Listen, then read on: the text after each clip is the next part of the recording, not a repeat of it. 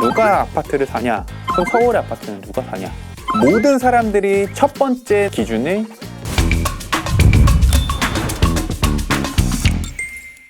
안녕하세요. 부구썰의 김승주입니다. 오늘 좀 해볼 만한 얘기는 서울 아파트. 저는 이 아파트가 선택받았다. 이거 엄청 비싼 거거든요.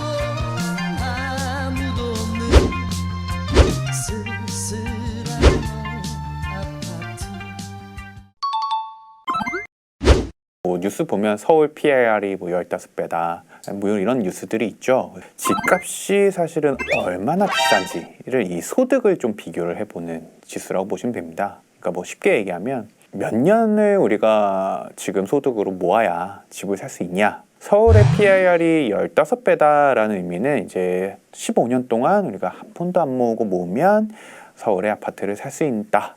그러니까 그 정도의 가격으로 형성이 되어 있다라는 의미인 거죠. 전국의 PIR은 6.3배, 즉 이제 6년 정도 모으면 살 수 있다라는 얘기를 하는 거고, 수도권은 9.3배, 광역시는 6.8배로 나옵니다. 이게 22년도 가구 소득 기준으로 계산을 한 거라고 보시면 되고요. 통계청 자료니까 이제 우리가 국민평형 84제곱미터 기준으로 했었을 때 서울이 약 한 아파트가 12억 정도로 형성이 되어 있고, 경기도는 평균 한 6억 정도라고 보시면 됩니다. 사실상 이 평균 소득을 계산할 때는 이 30대에서 50대의 평균 소득인 약 8천만 원 수준으로 봐야 된다라고 보고, 30대에 사서 이제 30년 동안 주택담보대출을 갚는다라고 생각했었을 때 사실상 서울은 이제 15년 정도, 수도권은 7년 정도, 그 정도 수준이다라고 보시면 될 것 같습니다.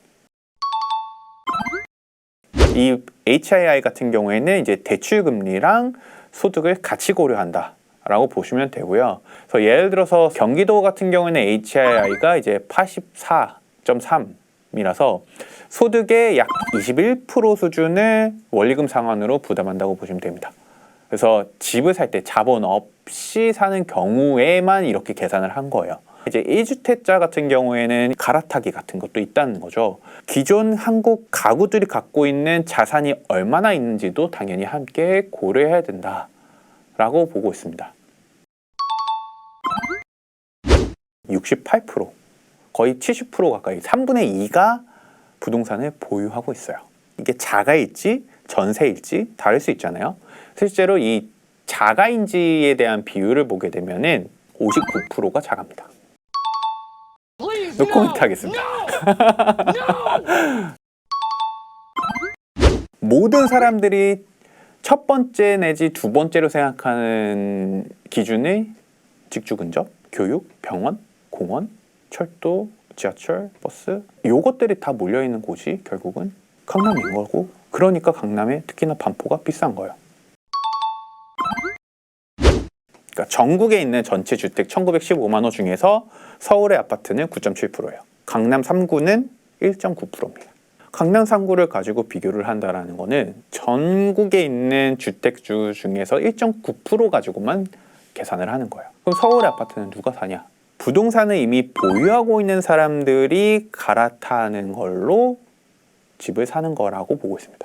그렇기 때문에 상급지로 올라가려는 수요들이 계속 나타나다 보니까 그 상급지부터 가격이 상승하는 게 나타나는 거죠. 제가 보는 실수요자는 결국은 자기가 거주할 만한 집을 사는 게 실수요자라고 저는 생각을 해요.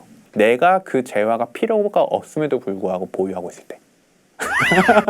사행시는 하지 않겠습니다. 오늘도 부동산 그게 썰이 됐습니다.